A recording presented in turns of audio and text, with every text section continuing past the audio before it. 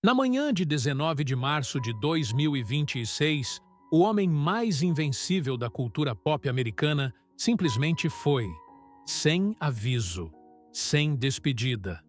9 dias antes, ele havia publicado um vídeo, chutando com a precisão de décadas, sorrindo para a câmera e deixado uma legenda que o mundo inteiro compartilhou.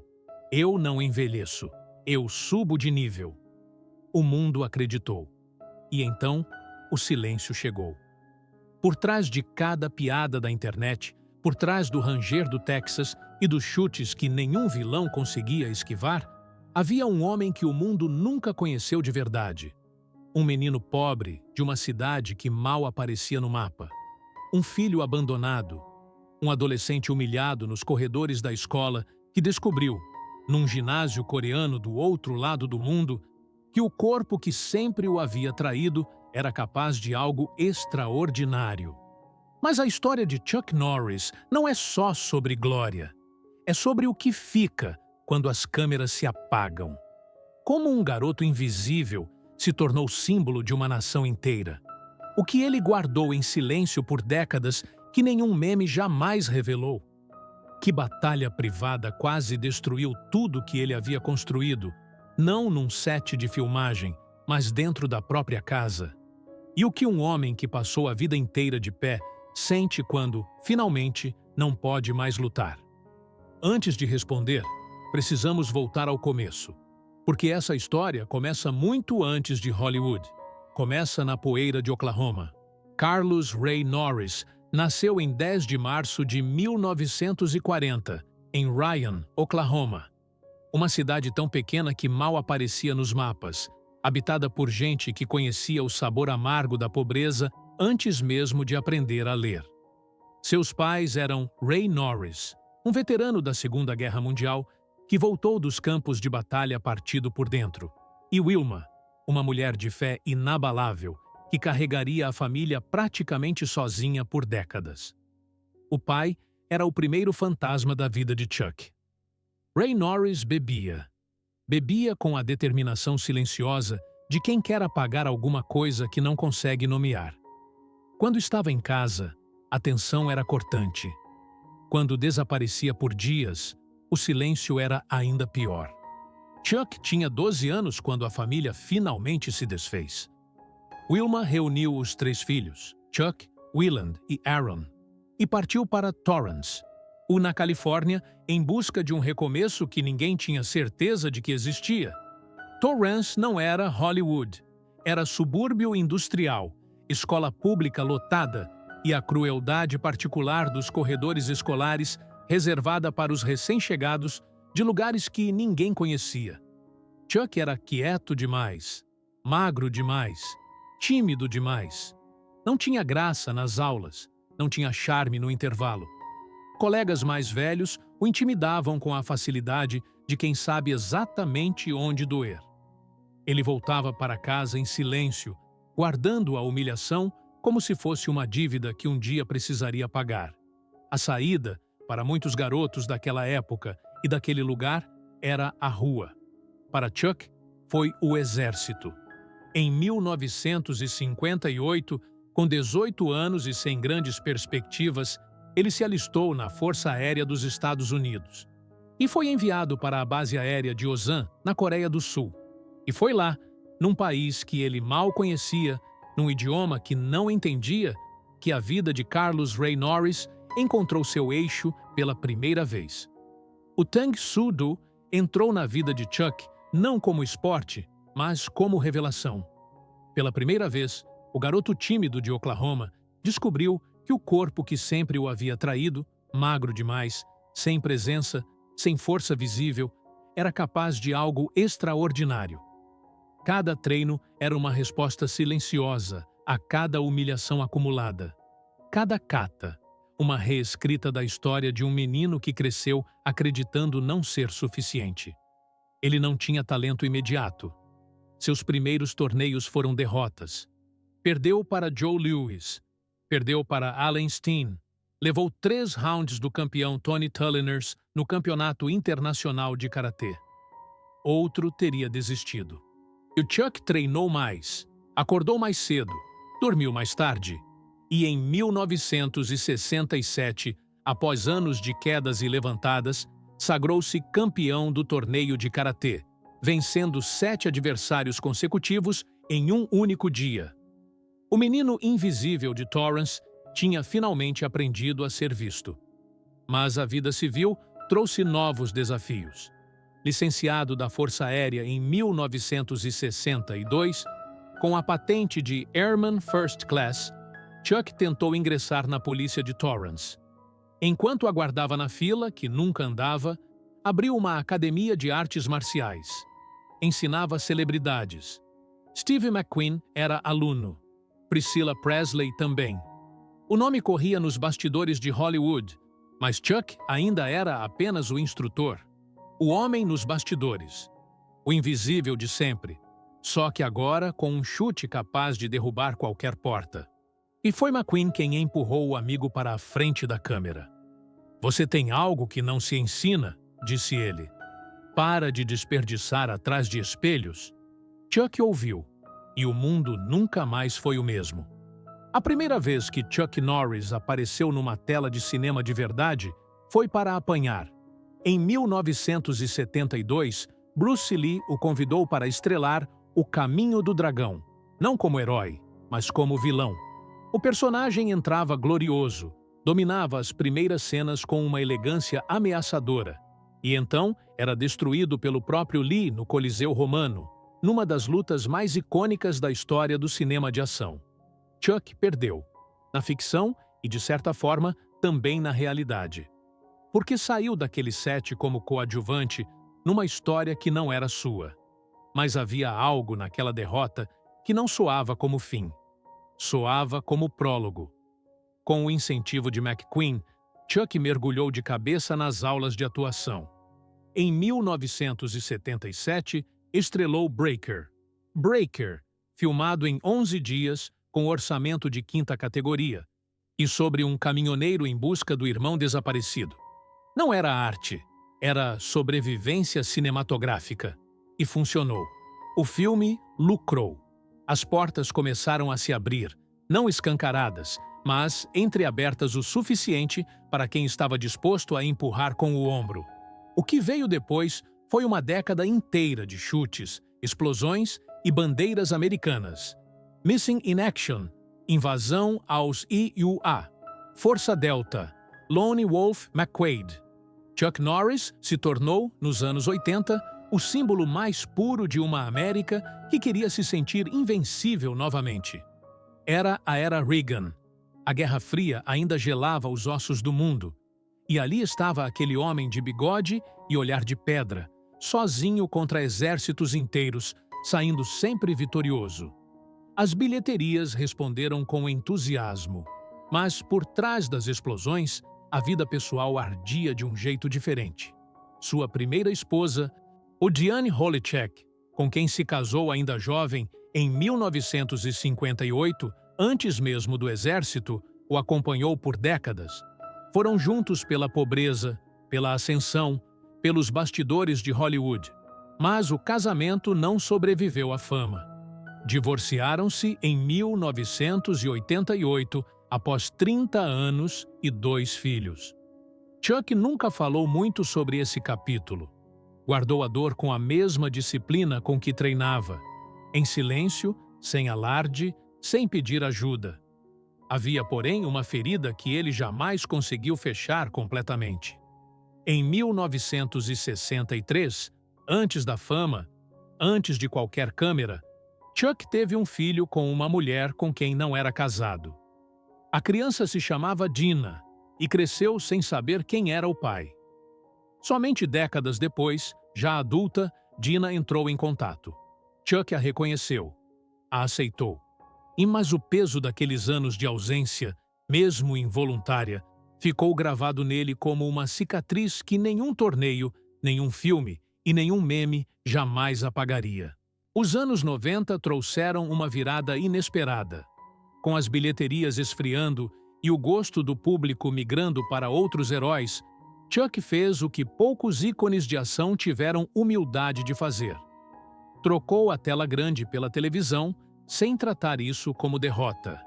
Em 1993, estreou Walker, Texas Ranger, e o que parecia um recuo estratégico tornou-se um segundo reinado. Por 8 temporadas, Cordell Walker patrulhou o Texas na tela, e Chuck Norris patrulhou a cultura popular com uma consistência que seus rivais de Hollywood invejavam em silêncio. Mas foi nesse período de estabilidade aparente que o destino cobrou seu preço mais cruel. Em 1988, seu filho Mike Norris, então com 20 e poucos anos, estava num carro com amigos quando o veículo saiu da estrada. O acidente foi violento. E Mike sobreviveu, mas os meses que se seguiram, entre hospitais, incertezas e o terror silencioso de um pai que não sabe se o filho vai voltar inteiro, marcaram Chuck de um jeito que nenhuma luta de cinema conseguia simular. Ele estava do outro lado agora. Não era o herói invencível da tela. Era apenas um pai com medo. E então veio 1971, o primeiro grande luto. Seu pai, Ray Norris, morreu sem que a relação entre os dois tivesse sido reparada. O homem que havia abandonado a família, que havia mergulhado no álcool e deixado Chuck crescer sem uma presença paterna de verdade, foi embora antes que houvesse tempo para palavras honestas. Chuck carregou esse silêncio por décadas. Em entrevistas raras e cuidadosas, admitiu que nunca soube exatamente o que sentiu quando o pai morreu. Se alívio e luto às vezes habitam o mesmo peito, e ninguém ensina como lidar com isso. A virada mais profunda de todas, porém, chegou em 1998. E chegou de onde Chuck menos esperava.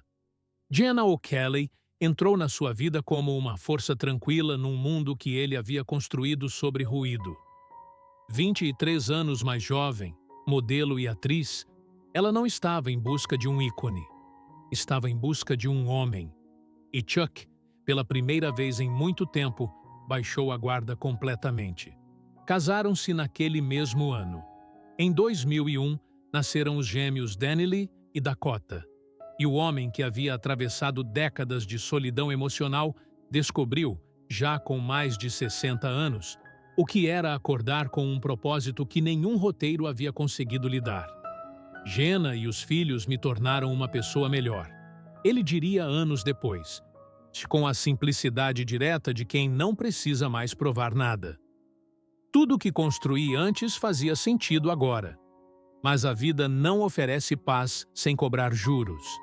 Em 2013, Jenna começou a apresentar sintomas inexplicáveis depois de uma série de exames com contraste de gadolínio, um agente usado em ressonâncias magnéticas. Dores que não tinham nome. Fadiga que não cedia.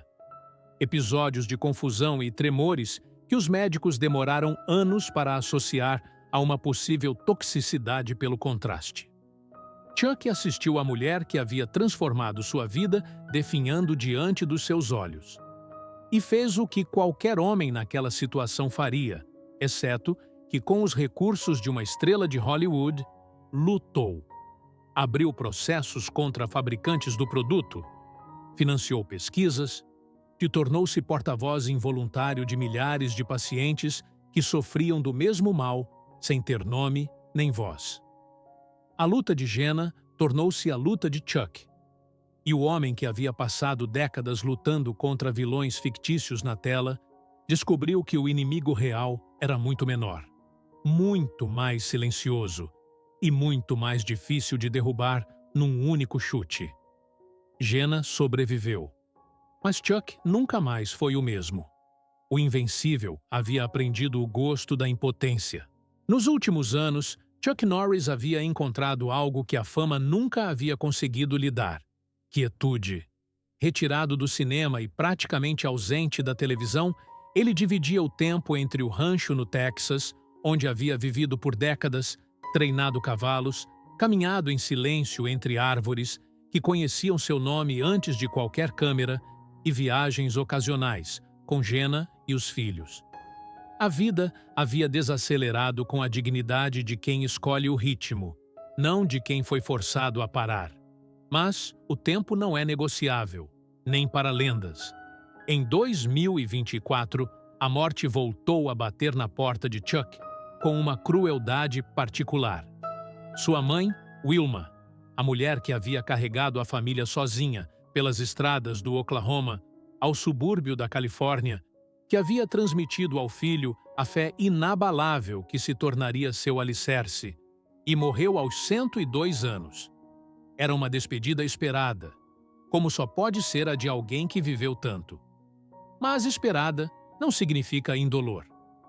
Wilma havia sido a constante em toda a história de Chuck. A única presença que atravessou pobreza, fama, quedas e redenções sem piscar. Perdê-la foi, para ele, como perder o chão original de tudo. Poucos meses depois, em dezembro de 2024, veio outro golpe. Diane Holishek, sua primeira esposa, a mulher que havia estado ao seu lado nos anos mais duros, antes de qualquer holofote, também morreu. 30 anos de casamento não somem com o divórcio. Ficam guardados em algum lugar entre a gratidão e a saudade. Chuck soube da morte de Diane em silêncio. Como sempre, havia processado as perdas grandes. Por dentro, sem alarde, com a disciplina de quem aprendeu cedo que o luto não pede licença, mas também não precisa de plateia. O ano de 2025 passou com Chuck cada vez mais presente nas redes sociais e cada vez menos presente nos estúdios. Respondia comentários de fãs com humor, compartilhava versículos bíblicos, aparecia em fotos com os filhos gêmeos, Dani Lee e Dakota, agora jovens adultos, e com o sorriso largo de pai que sabe exatamente o que construiu de mais valioso na vida. A legenda da internet havia abraçado os memes sobre si mesmo com uma graça rara. Ria das piadas, participava das brincadeiras e nunca perdeu a capacidade de se levar menos a sério do que o mundo insistia em levá-lo. E então chegou março de 2026. No dia 10, Chuck Norris completou 86 anos. Para celebrar, publicou um vídeo nas redes sociais que rapidamente viralizou pelo mundo inteiro. Ele esparrando com um treinador no Havaí, chutando com a precisão de décadas de repetição, o bigode ainda firme, o olhar ainda vivo. A legenda dizia tudo o que precisava ser dito. Eu não envelheço, eu subo de nível. O mundo riu, o mundo aplaudiu e o mundo acreditou. Na quarta-feira, 18 de março, Chuck ainda estava em Kauai. Um amigo falou com ele pelo telefone. Estava animado, bem-humorado, contando piadas. Havia treinado pela manhã, como sempre. Não havia sinal de tempestade, não havia despedida. Era apenas mais um dia de um homem que havia feito do movimento uma religião e da disciplina um lar. Então, na quinta-feira, 19 de março de 2026, uma emergência médica. Os detalhes, a família pediu que permanecessem privados e esse pedido merece ser respeitado. O que se sabe é o que importa. Chuck Norris estava rodeado de família. Estava em paz e foi embora como havia vivido, sem drama desnecessário, sem cenas, com a dignidade quieta de quem não tem nada por resolver. A família divulgou a nota nesta sexta-feira, 20 de março. As palavras escolhidas dizem mais do que qualquer obituário poderia. Ele viveu sua vida com fé, o propósito e um compromisso inabalável com as pessoas que amava. Para o mundo, ele era um artista marcial, ator e símbolo de força. Para nós, era um marido dedicado, um pai amoroso e avô, um irmão incrível e o coração da nossa família. E então, a frase que ecoa com a força de um chute que ninguém viu vir. Para ele, vocês não eram apenas fãs, vocês eram seus amigos. O mundo respondeu à altura. Em poucas horas, o nome de Chuck Norris dominou cada canto da internet que ele havia habitado como mito por 2 décadas. Não com piadas desta vez, com silêncio, com velas virtuais, com pessoas compartilhando a cena do Coliseu com Bruce Lee, a abertura de Walker, Texas Ranger, os memes que um dia fizeram toda uma geração rir. E percebendo, talvez pela primeira vez, que por trás de cada piada havia um homem real que havia sofrido de verdade, se amado de verdade e lutado de verdade. O governador do Texas, Greg Abbott, foi um dos primeiros a prestar homenagem, declarando que todo o Texas chora a perda de quem havia definido para uma geração inteira o que significava coragem com humildade. Mas o verdadeiro legado de Chuck Norris não está nos filmes, não está nos troféus de karatê, não está nos memes que sobreviverão a todos nós. Está no menino pobre de Ryan, Oklahoma, que cresceu sem pai, foi humilhado nos corredores da escola e decidiu que o corpo era uma ferramenta de transformação, não de vergonha. Está no soldado que descobriu num ginásio coreano que disciplina é a forma mais honesta de respeito próprio. Está no homem que perdeu batalhas públicas e privadas, divórcios, ausências, lutos, a doença da mulher que amava e nunca usou nenhuma delas como desculpa. Está nas academias de KIC, Kids in Community with Kindness, que fundou para ensinar artes marciais a crianças em situação de risco, te levando a mais de 12 países o mesmo presente que a Coreia do Sul lhe havia dado aos 18 anos. A descoberta de que você é capaz de mais do que imagina. Está nos filhos que criou, na fé que professou sem pedir aprovação, no casamento que escolheu honrar mesmo quando o mundo esperava o escândalo, na vida que desacelerou não por fraqueza, mas por sabedoria. Chuck Norris não precisava de memes para ser lenda, mas talvez os memes sejam, no fundo, a linguagem que o século XXI encontrou para dizer o que as palavras comuns não conseguem expressar, que existe algo em certos seres humanos que parece maior do que a vida, que certas histórias se recusam a ser esquecidas. Ele não envelheceu, subiu de nível, e agora, de onde quer que esteja, provavelmente está chutando algo. Se essa história te tocou, te deixa o like como tributo a um homem que provou que invencibilidade não é a ausência de dor. É a decisão de se levantar mesmo assim. Inscreva-se no canal e nos vemos na próxima história que precisa ser contada.